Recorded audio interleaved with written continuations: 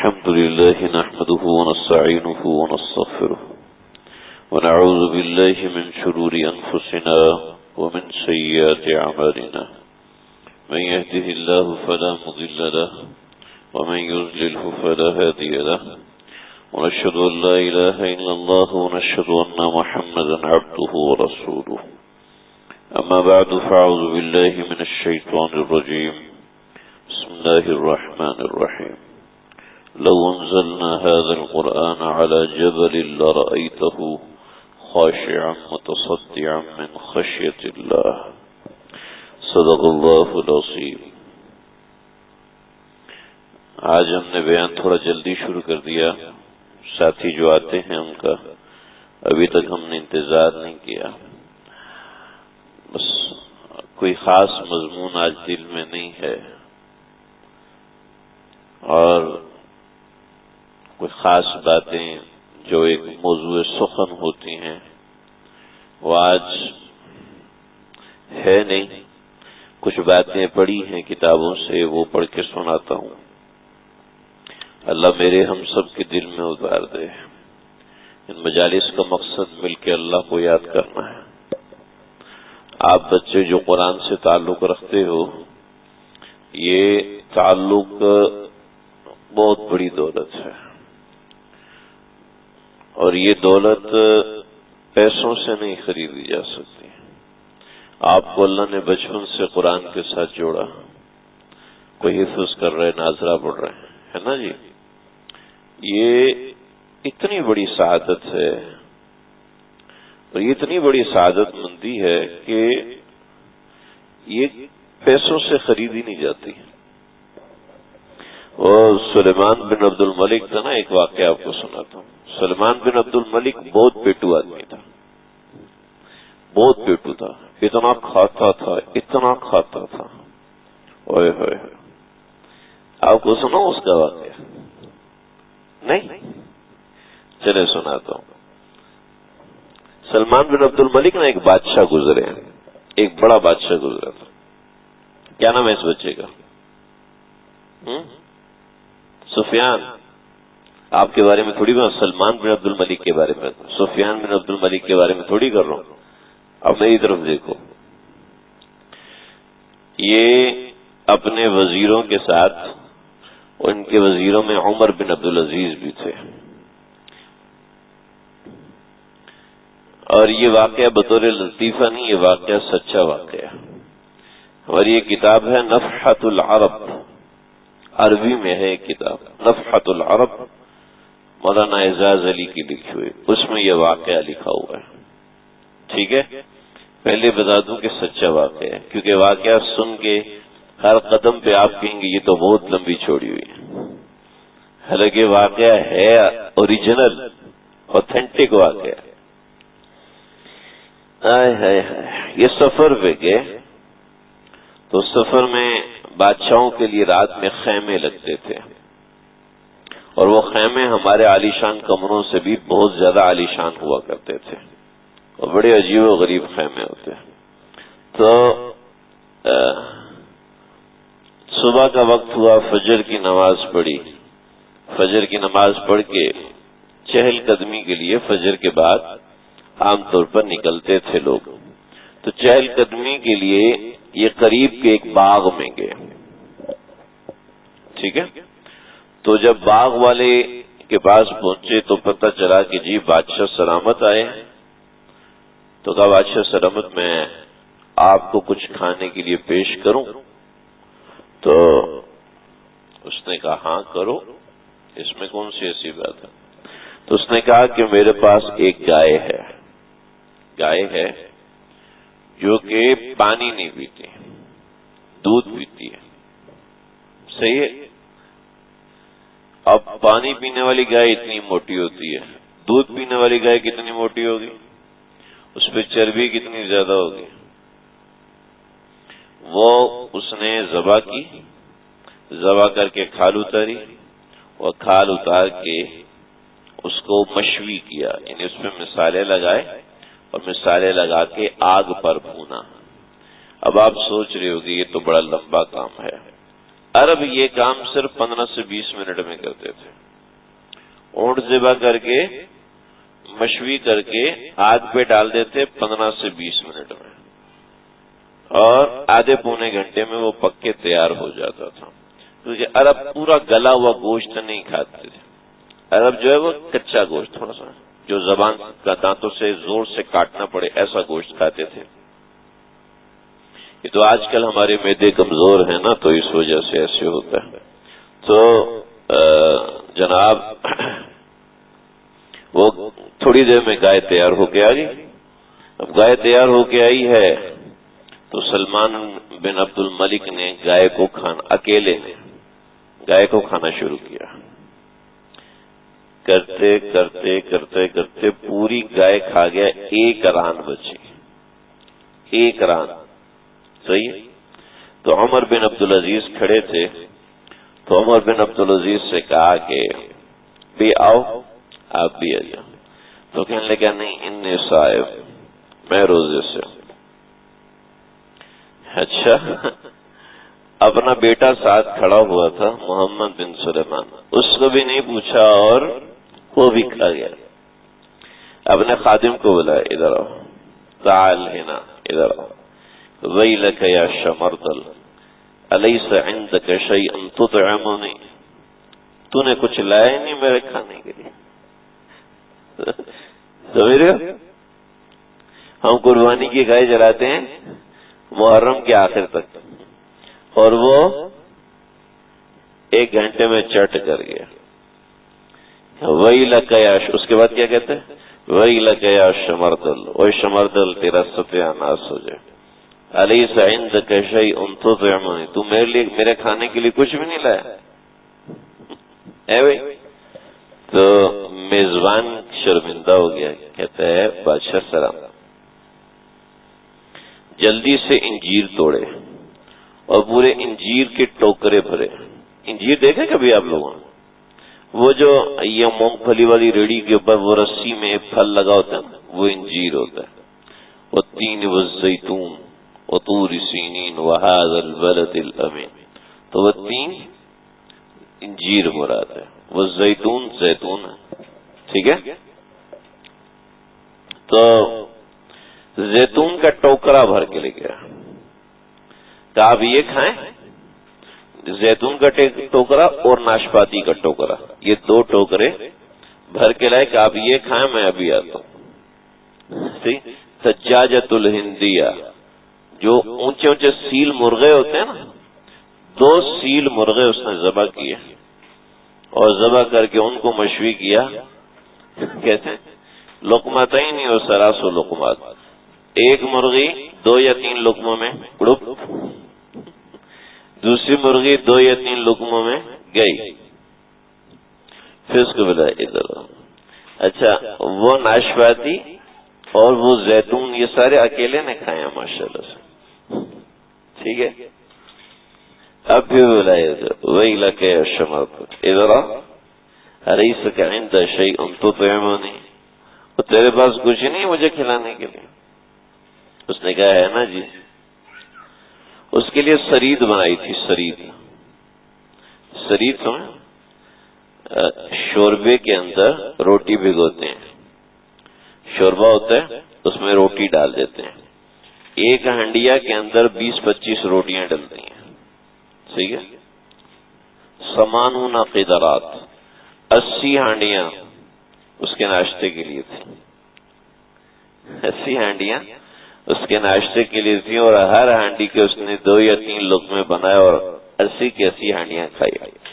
تو اس نے کہا پینے کے لیے کچھ ہے؟ اس نے کہا جی ہاں ہے. تو پینے کے لیے نا ایک مشک ہوتی ہے، مشک. اس کو لے کے جو یہ ڈسٹرب کر رہا ہے، ایک مشک ہوتی ہے، آپ اس کو سمجھ لو 1 مٹکا یا 1 بالٹی. ٹھیک ہے. اس میں پانی بھرا ہوتا ہے، آدھا پانی اور آدھا شہد. ٹھیک ہے. اور وہ رات کو رکھتے ہیں مٹی کے برتن میں کہ کھلے فضا میں وہ ٹھنڈی ہو جائے، اور اس میں کھجور توڑ کے ڈالی ہوتی ہے. تو وہ ایک پوری مشک بنائی ہوئی تھی. اس کو ایک خاص قسم کا شربت ہوتا ہے، عربوں کے اندر خاص قسم کا شربت ہوتا ہے جو مہمانوں کو دیا جاتا ہے، اس کو کہتے ہیں نبیز۔ کیا کہتے ہیں جی؟ نبیز۔ تو کہا یہ نبیز ہے، کہ اس مشک، وہ مشک ہوتی ہے چمڑے کی، اس مشک کو منہ لگایا، اس ساری کی ساری پی گیا۔ ٹھیک ہے، کہتے ہیں وَلَهُ ذُرَاتٌ، پھر اس نے ایسی ڈکار ماری جیسے کہ کوئی بیل کنویں میں گر گیا ہوتا ہے، ایسی اس نے ڈکار ماری۔ اور پھر اس کے بعد کہا ہاں اب لشکر کا کھانا لگاؤ، اور لشکر کے کھانے میں ساتھ بیٹھ گئے، جس نے جو دیا وہ قبول کر لیا۔ تو وہی میں نے پہلے حوالہ دیا، یہ گپ نہیں ہے، یہ واقعی سچا واقعہ ہے۔ دنیا میں ایسے کھانے والے لوگ بھی گزرے ہیں۔ اچھا جی، وہ سلمان بن عبد الملک بادشاہ تھا نا، تو اس کو اس کے درباری وزیروں نے کہا کہ آپ کی کوئی خواہش ایسی ہے جو پوری نہیں ہوئی؟ تو اس نے کہا ہاں۔ بادشاہ بھی اس کو لے کے جو نہیں، یہ ڈسٹرب کر رہا ہے، سب کی توجہ ادھر ہے، لے کے جاؤ۔ تو سلیمان بن عبد الملک جو ہیں، اس کو انہوں نے کہا کہ کیا خواہش ہے؟ اس نے کہا میری خواہش ہے کہ کچھ طلباء ہوں جو میرے پاس آئیں اور وہ مجھ سے کہیں عمن حدث، عمن حدث۔ یہ پہلے زمانے میں جب طلباء استاد کے پاس آتے تو ان کے پاس کتاب نہیں ہوتی تھی، اس وقت پریس کا زمانہ نہیں تھا، کتابیں نہیں ہوا کرتی تھی۔ تو اب جب شاگرد آتے تو استاد سے کہتے عمن حدث، آپ ہمیں کس سے روایت کریں گے؟ تو کہتے حدثنی اعمش قال حدثنی فلان قال حدثنی فلان، کہ مجھے بیان کیا اعمش نے، اس سے بیان کیا فلان نے، اس سے بیان کیا ابو ہریرہ، اس سے بیان کیا رسول اللہ صلی اللہ علیہ وسلم۔ تو درباری لوگ ہوتے ہیں، وہ بڑے تیز ہوتے ہیں، وہ اپنے شیشے میں اتارنا جانتے ہیں ہر ایک کو۔ تو اگلے دن سارے کے سارے درباری ہاتھ میں تختیاں، قلم، دوات لے کے آئے اور بیٹھے۔ سو جب بادشاہ سلامت آئے ہیں تو ان سے کہنا عمن حدث، آپ ہمیں کس؟ تو سب نے پکارا۔ تو سلیمان بن عبد الملک نے دیکھا اور دیکھ کرنا ان کو دیکھتا رہ گیا، اور دیکھتے دیکھتے دیکھتے زور سے ہنسا۔ ابھی پریشان ہو گئے، اب ہنس کیوں رہے؟ تو کہتے لستم بہن، لستم بہن۔ اس کا معنی یہ ہے کہ یہ منہ اور مسور کی دال ہے، سنا تمہاری شکل ہے حدیث سننے والے۔ تو یہ جو محاورہ نکلا تھا نا، یہ منہ اور مسور کی دال، خیر اس کا میں واقعہ کبھی سناؤں گا، بات دور نکل جائے گی۔ تو اس نے کہا تمہاری شکل ہے، تم حدیث و قرآن سنو گے؟ کہا کہتا انما دنست ثيابهم والمشقة ارجلهم طارة بالحجاز وطارة باليمن اولئك نقلة الحديث۔ کہتا انما دنست ثيابهم، ارے وہ تو وہ ہوتے ہیں جن کے کپڑے پھٹے پرانے ہوتے ہیں، والمشقة ارجلهم، ان کے پاؤں پھٹے ہوتے ہیں چل چل کے، پھر پھر کے، اور طارتم بالحجاز، کبھی وہ ادھر حجاز میں، طارتم بالیمن، کبھی وہ یمن میں ہوتے ہیں، طارتم بالشام، کبھی شام میں ہوتے ہیں، اور طارتم بالیمن، اور کبھی یہاں پر ہوتے ہیں۔ یہ اولئک نقلۃ الحدیث، یہ لوگ ہیں جن کو حدیث سنائی جاتی ہے۔ اللہ اکبر۔ کسی زمانے میں علم کے طالب کی بڑی عزت اور قدر ہوا کرتی تھی، بڑی منزلت ہوا کرتی تھی، ایک مقام ہوتا تھا۔ تو وہ اصل میں طلباء ایسا بن کے بھی دکھاتے تھے، اور وہ قرآن سے، حدیث سے ایسا تعلق بھی رکھتے تھے، ایسا اپنا رویہ قرآن و حدیث سے رکھتے تھے کہ ہر ایک کا جی ہوتا تھا کہ وہ قرآن سے تعلق بنائے۔ میں کچھ باتیں آ رہی ہیں، میں یہ پڑھ کے سنا دوں کہ قرآن کا شغف کیسا ہوتا تھا۔ حضرت عثمان غنی ہر رات میں ایک قرآن ختم کیا کرتے تھے۔ حضرت عثمان ابن عبد الرحمن التیمی فرماتے ہیں کہ میرے والد نے مجھ سے کہا کہ آج رات میں مقام ابراہیم پر میں غالب رہوں گا۔ چنانچہ عشاء کی نماز پڑھ کے مقام ابراہیم پر پہنچا۔ میں وہاں کھڑا تھا کہ اتنے میں ایک شخص نے میری کمر پر ہاتھ رکھا۔ میں دیکھتا ہوں کہ حضرت عثمان غنی ہیں۔ انہوں نے سورہ فاتحہ شروع کی اور پھر پڑھتے پڑھتے یہاں تک کہ پورا قرآن ختم کر دیا، پھر رکوع سجدے میں گئے۔ اللہ، کیسا تعلق تھا قرآن سے۔ آج استاد سے کہو نا کہ بیٹا ایک پارہ ایک رکعت میں پڑھو، ہے ایسے تھوڑی ہوتا، میں فوری تھوڑی ہوں۔ حضرت عثمان غنی خلافت کا زمانہ ہے، 22.5 لاکھ مربع میل سے زیادہ پر حکومت اور خلافت ہے۔ خارجہ ابن مصعب فرماتے ہیں 4 بزرگ ایسے تھے جنہوں نے ایک رکعت میں سارا قرآن پڑھا۔ ایک حضرت عثمان غنی، عادت تھی ان کی پڑھنے کی، ایک حضرت تمیم داری رضی اللہ تعالیٰ عنہ، ایک سعید بن جبیر اور ایک امام ابو حنیفہ۔ تمیم داری ایک رکعت میں پورا قرآن ختم کر لیا کرتے تھے۔ یہ تمیم داری بڑا ان کا مقام ہے، یہ دجال سے ملاقات کر کے آئے تھے اور اس کے بعد انہوں نے اسلام لایا۔ پھر آپ علیہ الصلوۃ والسلام نے بڑی طویل روایت ہے، کبھی سناؤں گا انشاءاللہ، جب انشاءاللہ ہم کسی وقت میں فتن کی احادیث پڑھیں گے انشاءاللہ اس درس کے اندر، وہ احادیث بڑی عبرتناک اور بڑی اہم ہے۔ ان میں بنیادی احادیث تمیم داری رضی اللہ عنہ سے منقول ہیں۔ آپ نے تمیم داری کو کھڑا کیا، اس سے پوچھو کہ یہ کس سے مل کر آیا، اور پھر بتایا۔ حضرت عبداللہ بن زبیر ایک رات میں سارا قرآن پڑھ لیتے تھے۔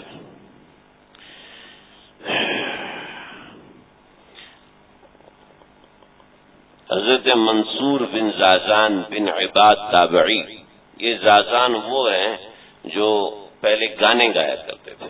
حضرت ابن مسعود کے ہاتھ پر توبہ کی اور توبہ کرنے کے بعد اللہ تعالیٰ نے ایسا جذب فرمایا، ہر روز ظہر اور عصر کے درمیان ایک قرآن ختم کر لیا کرتے تھے۔ امام اعظم ابو حنیفہ نے 40 سال عشاء کے وضو سے فجر کی نماز پڑھی اور آپ ہر رات میں ایک قرآن ختم کرتے تھے۔ رمضان المبارک میں آپ 61 قرآن ختم کرتے ہیں، ایک دن میں اور ایک رات میں اور ایک تراویح میں۔ بھئی یہ کیسے ممکن ہے؟ یہ کیسے ممکن ہے؟ اصل بات یہ ہے کہ ہم نے قرآن کو آزمانا چھوڑ دیا، ہم نے قرآن کو استعمال کرنا چھوڑ دیا۔ جو لوگ پڑھتے ہیں پھر ان کے پڑھنے میں برکت ہوتی ہے۔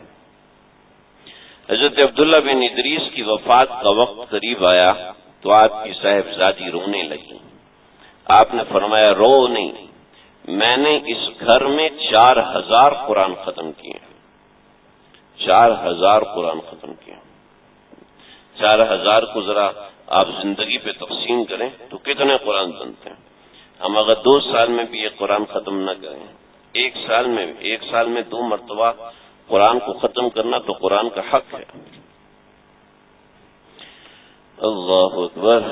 حضرت ابو بکر ابن عیاش کے صاحبزادے ابراہیم فرماتے ہیں کہ ایک مرتبہ میرے والد نے فرمایا تمہارے باپ نے کبھی بے حیائی نہیں کی، 30 سال تک ہر روز ایک قرآن ختم کیا ہے۔ فرمایا بیٹا اس کمرے میں خدا کی نافرمانی نہ کرنا کہ میں نے اس میں 12000 قرآن ختم کیے ہیں۔ جبکہ آپ کی وفات کا وقت قریب آیا تو صاحبزادی رونے لگی تو فرمایا رو نہیں، کیا تمہیں یہ اندیشہ ہے کہ خدا مجھے عذاب دے گا، حالانکہ میں نے اس گوشے میں 24000 قرآن ختم کیے۔ اللہ اکبر کبیر۔ ہمارے اکابرین کا زمانہ بھی ایسا ہے کہ جنہوں نے اس پہ محنت کی۔ شیخ عبد القادر جیلانی محبوب سبحانی فرماتے ہیں 25 سال تک دنیا سے قطع تعلق کر کے میں عراق کے صحراؤں اور ویرانوں میں اس طرح گردش کرتا رہا کہ نہ میں کسی کو پہچانتا تھا اور نہ کوئی مجھے. رجال غیب اور جنات کی میرے پاس آمد و رفت رہتی تھی. میں انہیں راہ حق کی تعلیم دیا کرتا. 40 سال تک میں نے فجر کی نماز عشاء کے وضو سے ادا کی.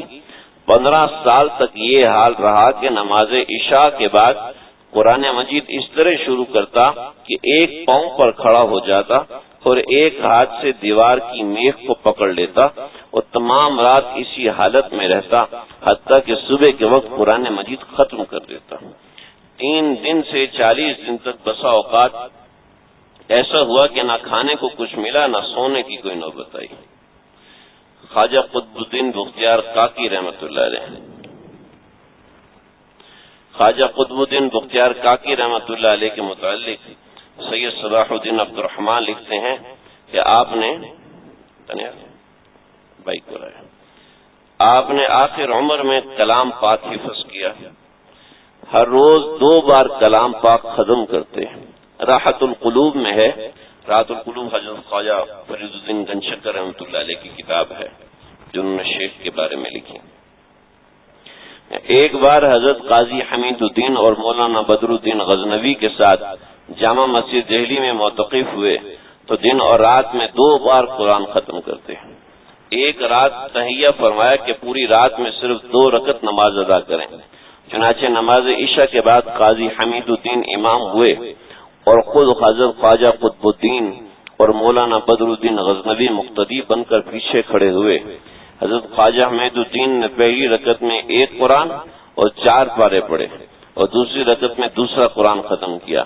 آخر میں یہ دعا کی، الہی ہم سے تیری عبادت تو نہیں ہو سکتی لیکن تو اپنی رحمت سے ہمیں بخش دے. اللہ اکبر. ایسے عجیب و غریب رجال اس زمین نے دیکھے. حضرت شیخ الحدیث مولانا زکریا رحمۃ اللہ علیہ فرماتے ہیں کہ میں نے اپنے والد سے بارہا سنا اور اپنے گھر کی بوڑھیوں سے بھی سنا کہ میرے والد رحمۃ اللہ علیہ جب ان کا دودھ چھوٹا تو پاؤں سپارہ حفظ ہو چکا تھا. پاؤں سپارہ یعنی 1 ربع حفظ کر چکے تھے. کیسے؟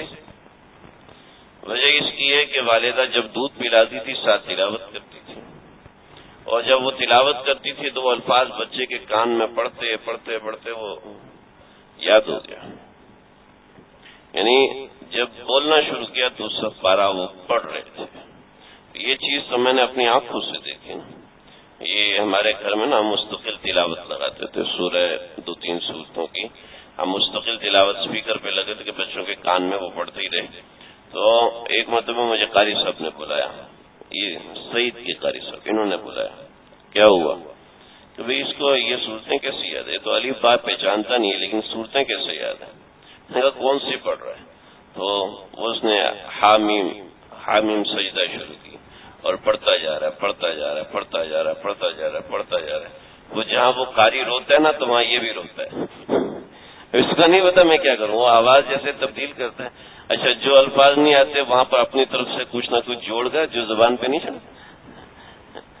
جو زبان پہ نہیں چڑھتے اذ القلوب لدى الحناجر الكاظمین، تو وہ اذ القلوب وہ چھوٹا بچہ اس کی زبان پہ لدى الحناجر الكاظمین وہ نہیں لفظ اذ القلوب وہ لفظ مشکل ہیں تو وہ زبان پہ نہیں چڑھتے تو ادھر کر کے آگے نکل جاتے.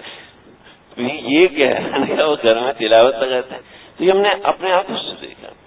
تو ظاہر بات ہے جو بچے قرآن سنیں گے ہر وقت کانوں میں پڑتا رہے گا فرق پڑے گا. تو دیکھو جی فرمایا کہ پاؤں پارا حفظ ہو چکا تھا اور 7ویں برس کی عمر میں قرآن پاک پورا حفظ کر لیا اور وہ اپنے والد یعنی میرے دادا سے فارسی کا حصہ بوستان سکندر نامہ پڑھ چکے تھے.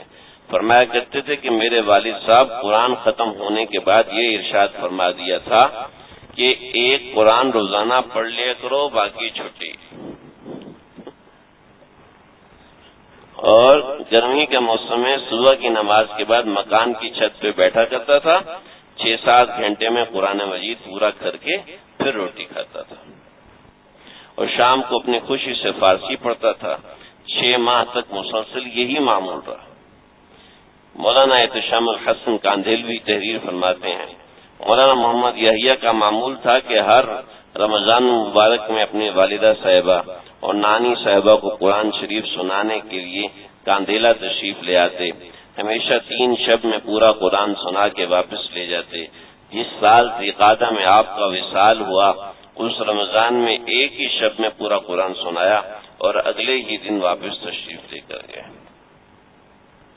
مولانا ابوالحسن ندوی رحمۃ اللہ علیہ فرماتے ہیں مولانا ریاض صاحب کی والدہ محترمہ بی صفیہ بڑی جید حافظہ تھیں. انہوں نے قرآن مجید شادی کے بعد مولانا یحییٰ کی شیخ فارگی کے زمانے میں حفظ کیا تھا اور ایسا اچھا یاد تھا کہ معمولی حافظ ان کے مقابلے میں ٹھہر نہیں سکتا تھا. معمول تھا کہ رمضان میں پورا قرآن مجید اور 10 بارے مزید پڑھ لیا کرتی تھی. روزانہ پورا قرآن مجید اور 10 بارے مزید پڑھ لیا کرتی تھی. اس طرح ہر رمضان میں 40 قرآن مجید ختم کرتی تھی. حضرت شیخ الحدیث مولانا زکریا فرماتے ہیں کہ ایک رمضان میں میں نے اپنے بعض دوستوں کو 61 قرآن مجید ختم کرنے کا لکھا. میرے دوستوں نے کوشش کی. مولوی انعام الرحمان نے 61 قرآن سنائے, ایک نے 56 اور بعض نے 60 قرآن مجید ختم کیے. میری دادی جان کا روزانہ اپنے وظائف کے ساتھ رمضان المبارک میں روزانہ 40 بارے ختم کرنے کا معمول تھا. تو یہ کوئی ناممکن عمل نہیں ہے. میرے والد صاحب ہیں ماشاءاللہ, ان کا قرآن مجید سے بہت لگاؤ اور آرام سے 2 دن تیسرے دن میں قرآن مجید وہ مکمل کر لیتے ہیں. قرآن مجید کے بارے میں منقول ہے حدیث میں کہ 3 دن سے جلدی نہ پڑھا جائے. اس کی بنیادی وجہ یہ ہے کہ عام طور پر لوگ جب تیز پڑھتے ہیں تو دگڑ مگڑ کر دیتے ہیں, لیکن بات یہ ہے کہ جب کوئی شخص قرآن مجید کی کثرت سے تلاوت کرتا ہے تو قرآن اس کے اوقات میں برکت کا ذریعہ بن جاتا ہے اور وہ ایسے پکا ہو جاتا ہے, ایسے زبان پہ چڑھ جاتا ہے کہ الفاظ میں دگڑ مگڑ ہو ہی نہیں سکتی. آدمی کوشش کرے تو آگے بڑھتا ہے. میں نے اس گزشتہ رمضان میں قرآن کے حوالے سے بہت ترغیب دی تھی, بہت کثرت سے ترغیب دی تھی, اور مجھے حیرت ہوئی ہے کہ رمضان کے اندر عام طور پر جو حافظہ بچیاں ہیں اور غیر حافظہ بچیاں کوئی فرق نہیں, آرام سے 15 قرآن مجید, 17 قرآن مجید, حتیٰ کہ 25 قرآن مجید کی بھی مجھے اطلاع ملی. اور گھر کے سارے کام بھی ہو رہے ہیں, افطاری بھی بنا رہے ہیں, سحری بھی, سب کچھ کر رہے ہیں. 25 قرآن مجید اور کسی معمول میں کوئی بھی ایسا معاملہ نہیں. ہمارا قرآن سے تعلق بنے. ایک بات ذہن میں آ رہی تھی, میں سنا دوں. کوئی بات اور موضوع ذہن میں تھا نہیں تو یہ باتیں اس لیے ذکر کر دی کہ سامنے کھلی ہوئی تھی. انسان اللہ تعالی سے اپنا تعلق بنائے, اس تعلق بنانے کے اندر ایک بات ذہن میں رکھے, مد نظر رکھے, اللہ اکبر, کہ اللہ کی ذات بہت زیادہ کریم ہے. اتنی کریم ہے کہ میرا اور آپ کا تصور بھی سے نہیں کھیلو یار, یہ مجھے دے دو. میرا آپ کا گمان بھی وہاں پہ نہیں جا سکتا. جب انسان اللہ سے تعلق بنانے کی فکر کرے نا, دیکھو بھائی بہت سے بزرگوں پہ بہت سی کیفیات ہوتی ہیں. میں کسی کی کیفیات کی نفی نہیں کر رہا, ہر ایک کی منزلت اور مقام اپنی جگہ پر. ان کو کچھ اشارے ملتے ہیں, کچھ معاملات ہوتے ہیں, کچھ ایسا ویسے چیزیں ہوتی ہیں, وہ اس کے حساب سے چلتے ہیں, اور کسی میں عاجزی تواضع اس کثرت سے ہوتی ہے. حضرت شیخ الحدیث مولانا زکریا صاحب رحمۃ اللہ علیہ 10 برس تک مدینہ شریف میں رہے. مدینہ کی طرف ہجرت کر کے 10 برس تک مدینہ میں رہے. 10 برس حضرت نے مدینہ میں گزارے ہیں, لیکن 10 برس میں صرف 2 مرتبے مواجہ شریف پہ حاضر ہوئے اور سلام پیش کیا. اس کے علاوہ باقی تمام عمر کا حصہ آپ کے پاؤں مبارک کی طرف گزارا، باب جبریل کی طرف، جہاں پر قبۃ الاقواس بنا ہوا ہے، یعنی خادموں کے لیے ایک چبوترا بنا ہے، ساری زندگی وہاں گزاری، وہیں سے سلام پیش کیا، مواجہ کے سامنے نہیں ہے۔ ایک مرتبہ علامہ یوسف بن نوری رحمۃ اللہ علیہ حاضر ہوئے تو حضرت علامہ یوسف بن نوری کے کندھے پہ ہاتھ رکھا اور ہاتھ رکھ کے روزہ اطہر پہ حاضر ہوئے، صلاۃ والسلام پیش کیا۔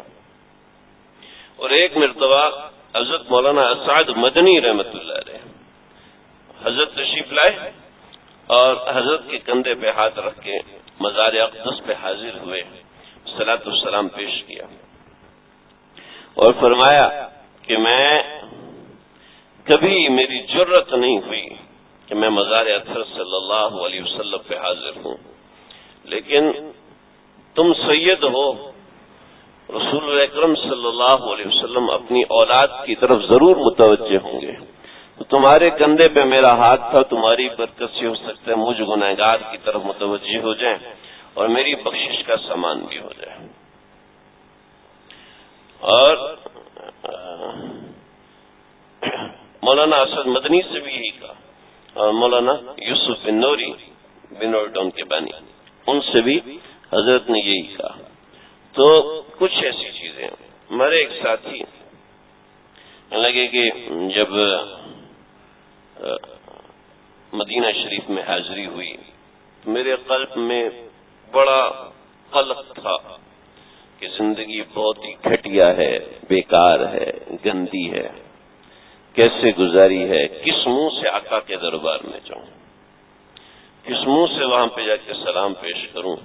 یہاں تو بڑے بڑوں کو جرت نہیں ہوتی، جگہ کے لوگ جا کے ویڈیوز بناتے ہیں، اور میں تو نہیں کہتا حلال اور حرام، میں تو یہ کہتا ہوں کہ جرت کیسے ہوتی ہے وہاں موبائل نکالنے کی، ہے بھائی، جرت کیسے ہوتی؟ میں 2-4 مرتبہ کینٹ میں گیا جمعہ پڑھانے کے لیے، تو وہاں کئی بڑے کرنل اور جنرل، ان کے پاس بھی جانا ہوا، میں نے فوجیوں کو دیکھا، ایسے اٹینشن، ایسا لگتا ہے بت کھڑا کیا، اسٹیچو کھڑا ہوا، جسم میں حرکت نہیں، ایسے مضبوط اٹینشن کھڑے، اتنی مضبوط باڈی بنا کے کھڑے کہ ہلنے کا سوال پیدا نہیں ہوتا۔ یہ جنرل کرنل کیا بھیجتے ہیں رسول اکرم صلی اللہ علیہ وسلم کے سامنے کہ وہ اپنا صرف سر نہیں ہلائے گا، سر کو حرکت نہیں دے گا، پتہ چلے گا کہ زندہ انسان اس کی پلکوں کی حرکت سے، اس کے علاوہ نہ اس کے ہونٹ ہلیں گے نہ کچھ ہلے گا۔ جب وہ اسٹینڈ ایزی کرے گا تب وہ سکون سے کھڑا ہوگا، ورنہ وہ اٹینشن کھڑا ہے، کیونکہ مجال نہیں کہ وہ بیٹھ جائیں، 8-8 گھنٹے کھڑے ہوں گے، مجال نہیں کہ وہ اپنی جگہ سے ہل جائیں، بس شوٹ کریں گے۔ تو ان جرنیلوں کا کیا مقام ہے رسول اللہ صلی اللہ علیہ وسلم کے سامنے؟ ان کے سامنے جا کے موبائل ویڈیو بنا رہے ہیں، اما دیکھو میں کھڑا ہوں، استغفر اللہ، اسٹیٹس پہ لگا رہے ہیں لوگوں کو، دیکھو میں روزہ رسول۔ خیر، میں نہیں کہتا یہ جائز اور ناجائز اور حرام اور حلال، میں تو کہتا جرت کیسے ہوتی ہے؟ آپ صلی اللہ علیہ وسلم تم سے 10 فٹ کے فاصلے پر ہیں۔ خیر، کہنے لگے کہ میں وہاں پر جرت نہیں ہوئی حاضر ہونے، میں وہاں پر لیٹ گیا، میں لیٹا کیا، زبردستی شاید کسی نے لیٹا دیا۔ کہنے لگے میرے پاس کوئی صاحب آئے اور اس صاحب نے کچھ کہا ہے لیکن دل کی زبان سے کہا، منہ کی زبان سے نہیں بولا، انہوں نے ایک بات کہی کہ کیا جرم کر رہے ہو؟